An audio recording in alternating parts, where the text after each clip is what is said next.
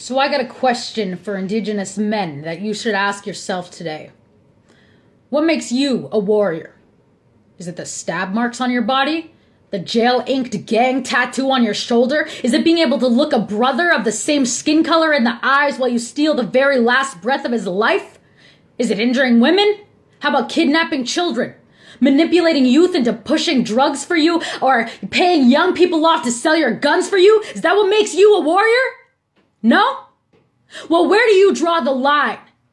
Listen up, warrior, because I think it's time you stood up as a real man and led our men to redefine what being a warrior means. Look around you, brother. You think this wasn't planned? You think when they stole our babies from our hands, forced them physical, sexual abuse in residential schools, straight up banned us from speaking our language or using the tools of our ancestors that could have saved us? Do you really think it's coincidence that 85% of the men in jail in Manitoba are Indigenous? Open your eyes. The true enemy is the system, and they did this to us on purpose.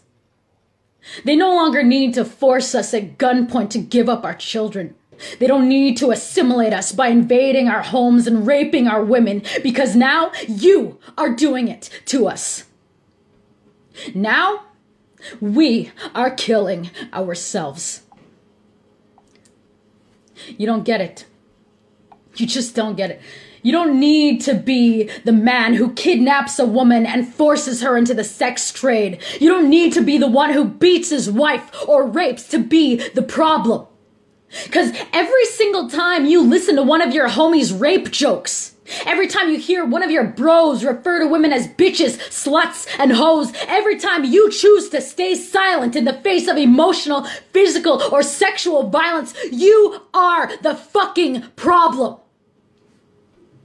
But why should you care?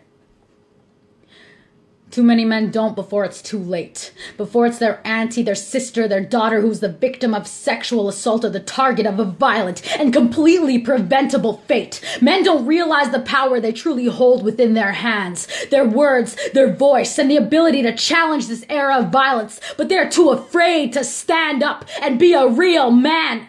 To voice what it takes for us to change the sick society's ways that keep our children in CFS, that keep our women kidnapped off the streets and forced to sell their bodies for sex. This society that keeps our girls living in abuse, where 30 years after programs, the statistics still say that the number one risk that keeps women unsafe is the threat of their husbands, and that is still the truth.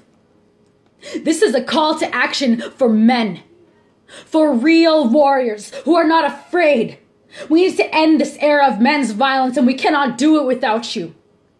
We have cried, we have pleaded, we have marched through the streets. Why?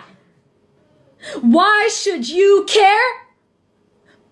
Remember, the same society that creates men who abuse women and children also produces men who abuse other men. Most murders are committed by men, and most male victims of violence are the victims of other men's violence. In the time you have been listening, there have been over 100 boys who have been severely impacted by what some adult man is doing to his sisters, his brothers, and his mother. So men and women have that in common. We are both victims of men's violence. Please stand with us now and help us to change society so our daughters and sons don't have to fear for their safety simply walking down the street. As a man, I challenge you to challenge the abusive men around you. Our men have forgotten how to be the protectors and defenders. It's time for you to man up.